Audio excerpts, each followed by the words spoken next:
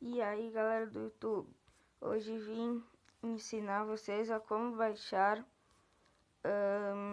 filmes de graça, que aqui na Play Store a maioria são pagos, só os mais ruins são grátis, tipo esse aqui.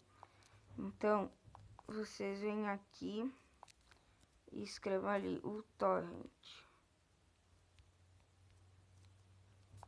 Esse aqui é só vocês baixarem e depois que vocês baixarem, entra nele.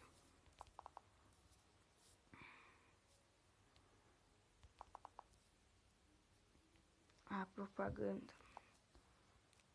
Aqui tá. Depois que entrarem nele, vocês entrem no navegador e vão no site. Esse aqui que eu vou falar pra vocês.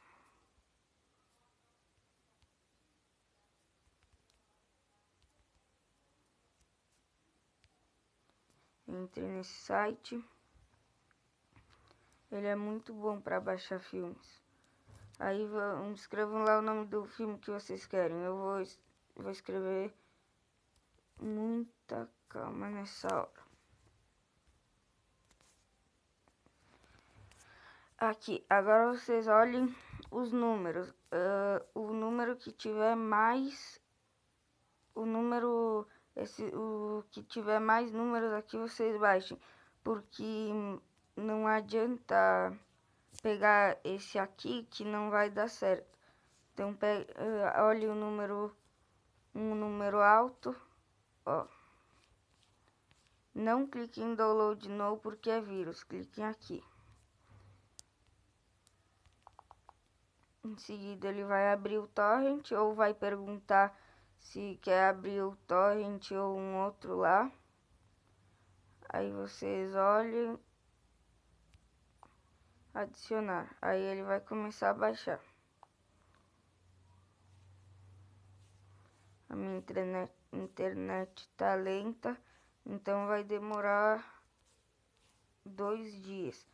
Mas isso baixa depois. Quando a internet, ó, 5 horas. E é isso aí, galera. Depois é só esperar baixar e assistir o vídeo. Então, espero que tenham gostado do vídeo. E inscrevam-se no canal. Dão um like aí. Até a próxima. Falou!